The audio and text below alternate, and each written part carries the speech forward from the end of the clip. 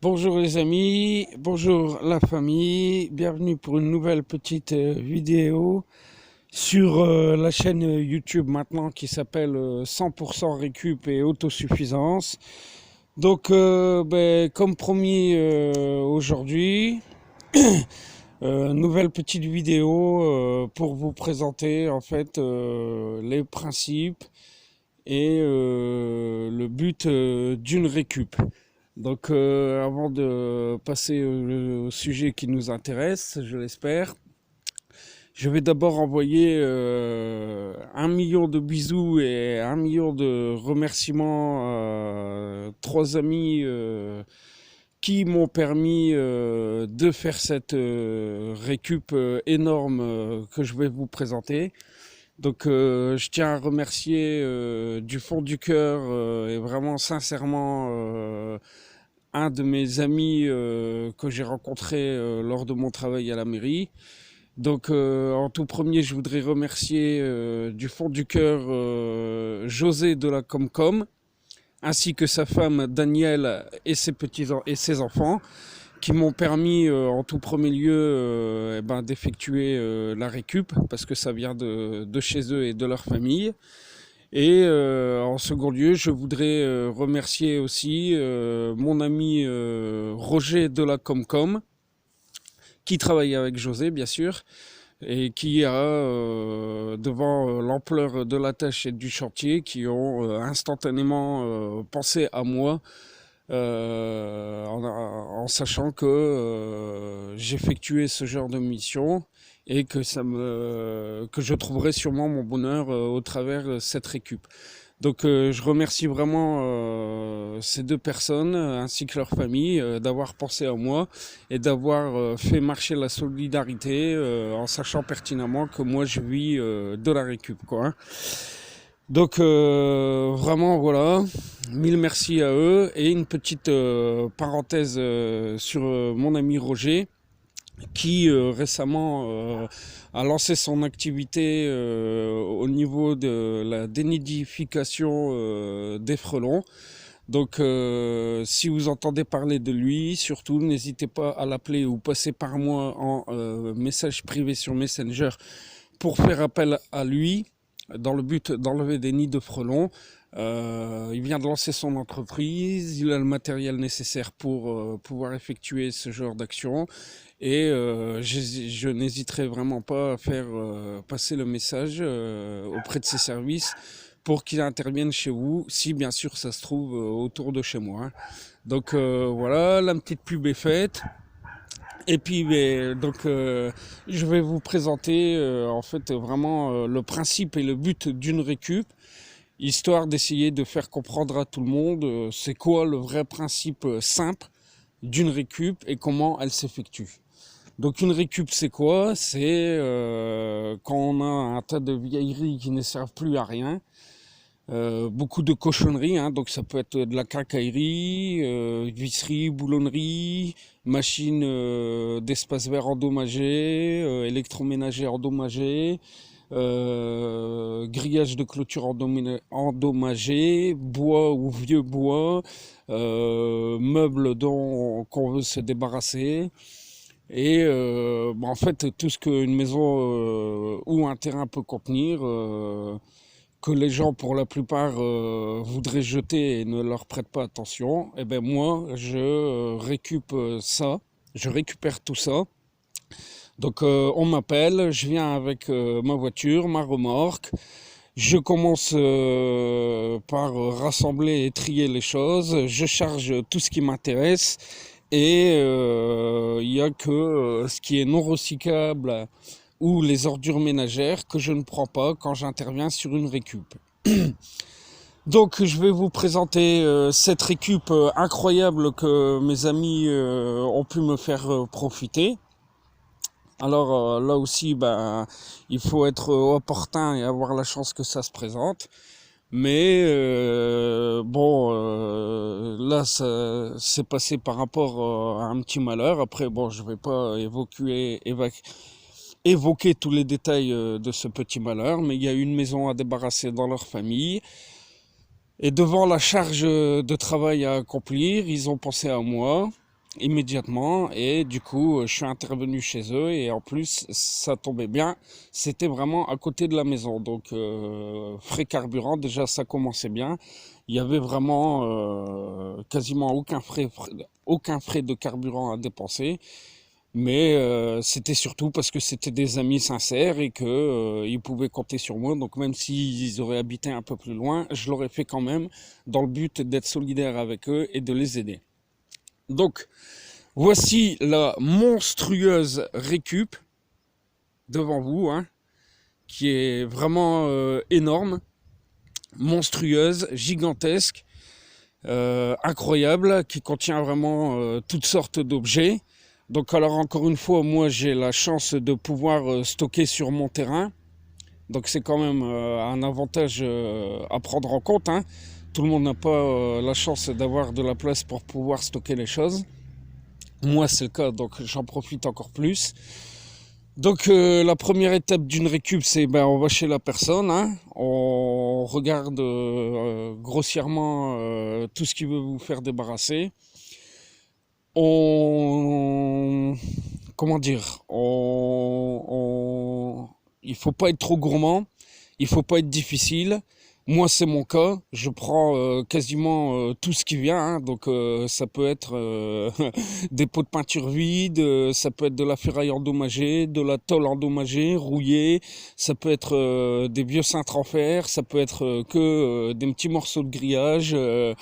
Enfin, vraiment, j'en passe. Je vous passe tous les détails.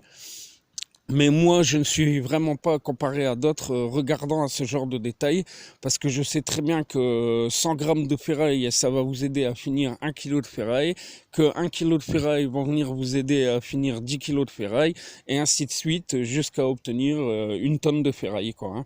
Donc, de ce côté-là, ils peuvent compter sur moi. Le gros avantage que moi j'ai aussi, c'est que je trie, je démonte, je sélectionne. Vraiment, je fais les choses étape par étape avant de jeter ou de me débarrasser des choses. Et en général, ce qui va à la déchetterie, c'est vraiment les choses que moi je peux pas recycler ou que je ne peux pas en tirer un peu d'argent, hein. Donc c'est les plastiques, les bois agglomérés. Et les morceaux, tout ce qui contient du verre.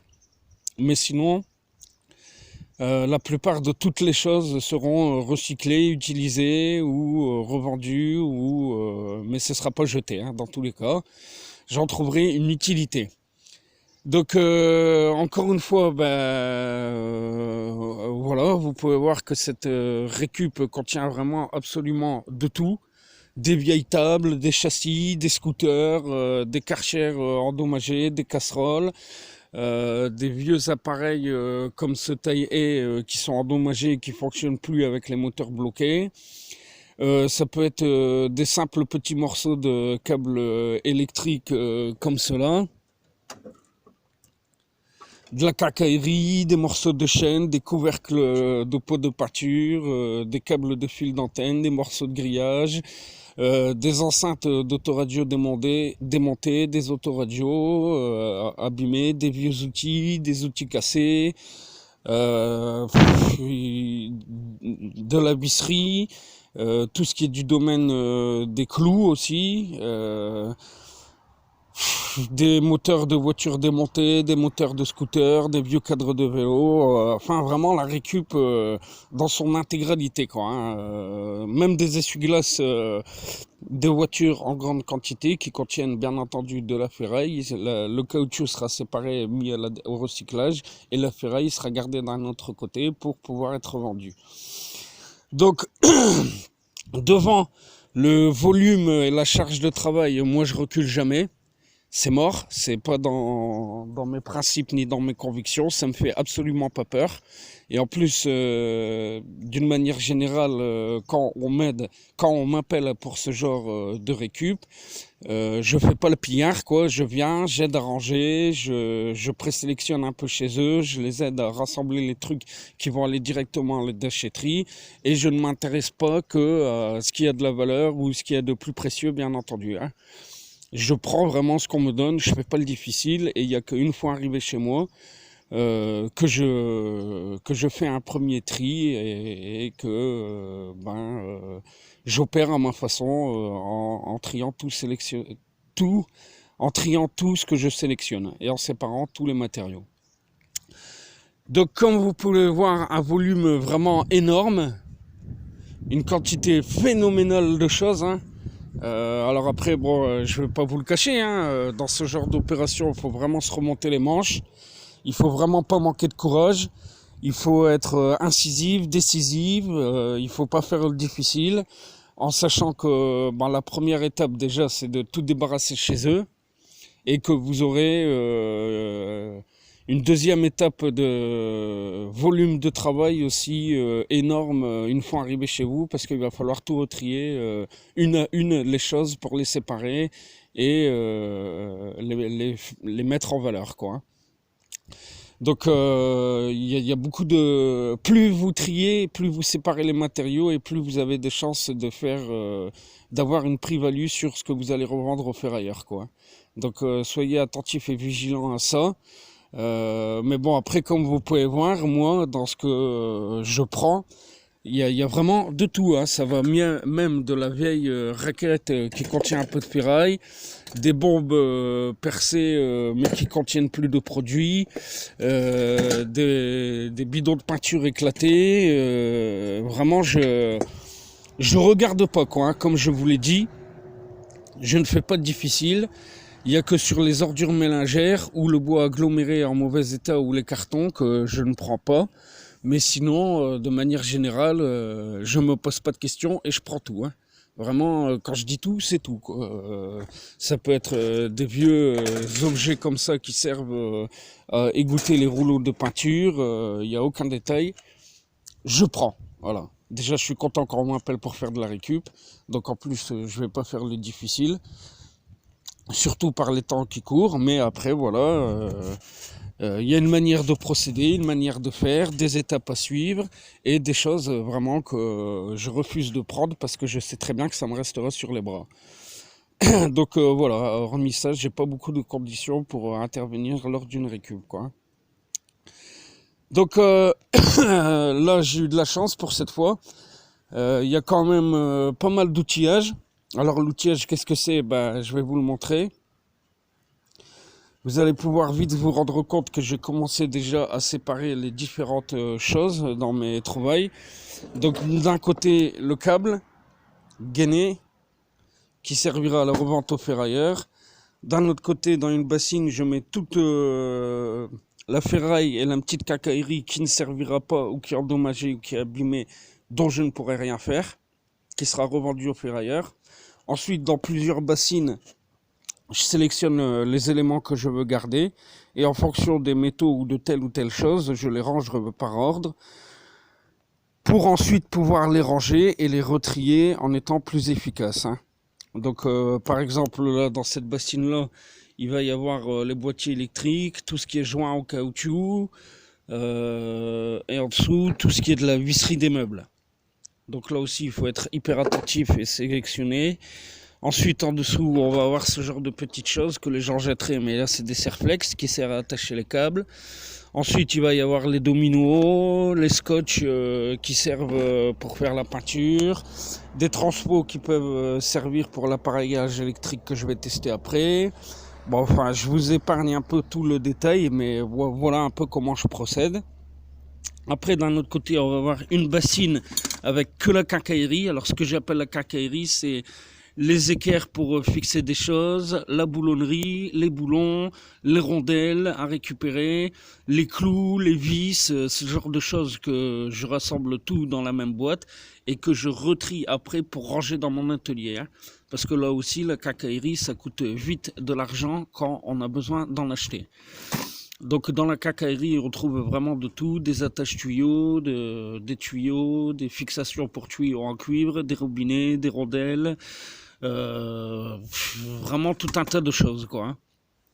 Donc après, d'un autre côté, quand j'ai souvent un peu de la vieille mécanique, j'essaye de me faire une bassine où là aussi je vais plutôt garder les carburateurs qui semblent en bon état, les pots d'échappement de tondeuse qui peuvent peut-être servir, les bougies que je revérifierai après.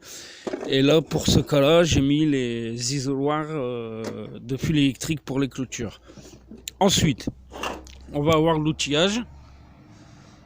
Donc tournevis, spatule, clé plate, clé à laine, embout de visseuse, dévisseuse, sécateur si j'ai la chance d'en trouver, des clés comme celle-ci qui sont des clés de force, vous voyez, qui peut encore servir, qui va finir à l'atelier, des clés de précision comme celle-ci, les limes plates ou limes de tronçonneuse, les clés qui servent à démonter les disques sur les meuleuses ou les disqueuses, que je rassemble tout dans la même bassine et que je retrierai bien entendu après avant d'aller dans mon atelier. Ensuite, on va avoir, là j'ai eu de la chance, il y a un casque de soudure qui au premier abord ne paye pas de mine, mais qui moi va m'éviter d'en acheter un. Vous voyez, il suffit de le nettoyer, mais il n'est pas endommagé, quoi. On peut vraiment s'en servir pour faire de la soudure, quoi. Donc même si j'avais pas l'intention d'en acheter un, il y a quand même déjà une vingtaine d'euros dans mes mains là, que j'aurais pas besoin de dépenser si un jour j'ai un appareil à sonner. Ensuite, j'ai réussi à récupérer tout une série de harnais pour les machines de l'espace vert. Donc là aussi en bon état. Donc là, même si c'est pas les harnais qui me servent directement, il y a toutes les attaches du harnais qui sont en bon état et qui pourront me resservir un jour si celles de mon harnais à moi cassent ou si mon harnais casse. Donc là aussi, ça je garde, je mets de côté. J'ai à l'atelier un endroit réservé pour ça. Ensuite, vient les huiles ouvertes. Donc c'est-à-dire qu'elles ont été utilisées mais il en reste. Donc c'est des huiles propres hein, qui ont quelques années mais qui peuvent encore servir. Donc là aussi on a de l'huile de voiture, de l'huile pour les machines de temps et de l'huile pour les voitures essence ou diesel, des huiles pour les vidanges ou pour les moteurs tondeuses à gazon ou tracteurs tondeuses. Donc là aussi je garde. Parce que bah, ça c'est à part à la déchetterie c'est difficile de s'en débarrasser, mais moi ça m'évite à chaque fois de dépenser une vingtaine d'euros pour un bidon. Donc celles qui sont les mêmes je les rassemble dans le même bidon et celles qui sont pas les mêmes je les laisse dans leur bidon d'origine et je me les garde et je m'en sers au fur et à mesure de mes besoins. Ou éventuellement je peux dépanner des collègues si ils en ont besoin, ce qui évite toujours de dépenser de l'argent.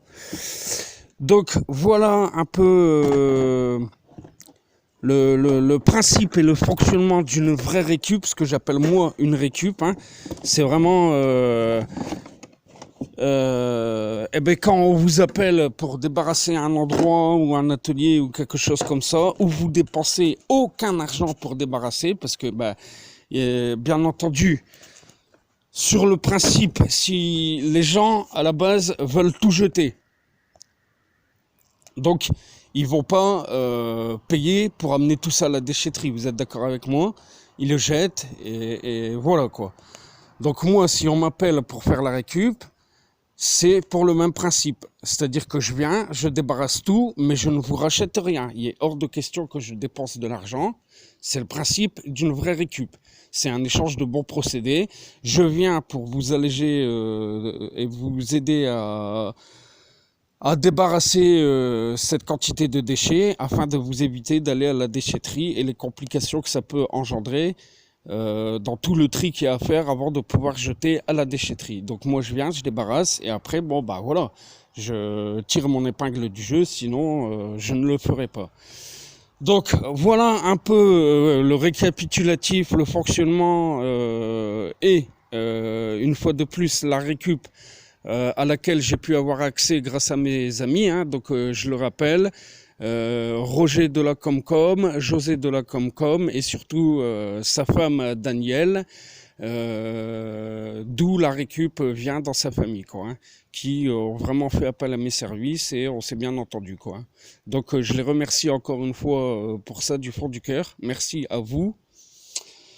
Et donc ensuite, le gros plus de cette récup, que moi je trouve, hein, c'est que à l'intérieur d'un des ateliers de là où j'ai été débarrassé, on avait une très grande série de quatre gros éléments d'étagères, qui sont des étagères de mécanique, qu'on trouve souvent quand on va à la station-service du coin ou chez des mécanos.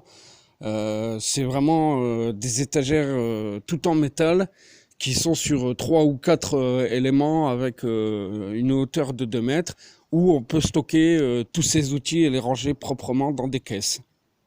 Donc ça c'est vraiment pour moi, hein, bien sûr, ce qui coûte le plus cher dans cette récup et ce que je n'aurais jamais pu jamais pu m'acheter avec mes propres moyens. Donc ça, c'est vraiment pour moi la grosse récompense que j'ai eue, le petit trésor, si vous préférez, de cette récup, hein, même s'il y en a déjà pas mal de petits, mais ça, c'est vraiment pour moi the gros trésor, quoi, hein. Alors je sais pas exactement combien une installation comme celle-là peut coûter, mais elle est en parfait état. Elle contient toute la boulonnerie pour pouvoir la rassembler, la fixer et installer ses outils. Elle est propre, en bon état. Il me suffit, moi, juste maintenant de la réassembler et de disposer mes outils dessus. Donc ça aussi, je ne manquerai pas de vous faire une petite vidéo sur cette installation et ce changement qu'il y aura, parce que ça va se passer au niveau de l'atelier.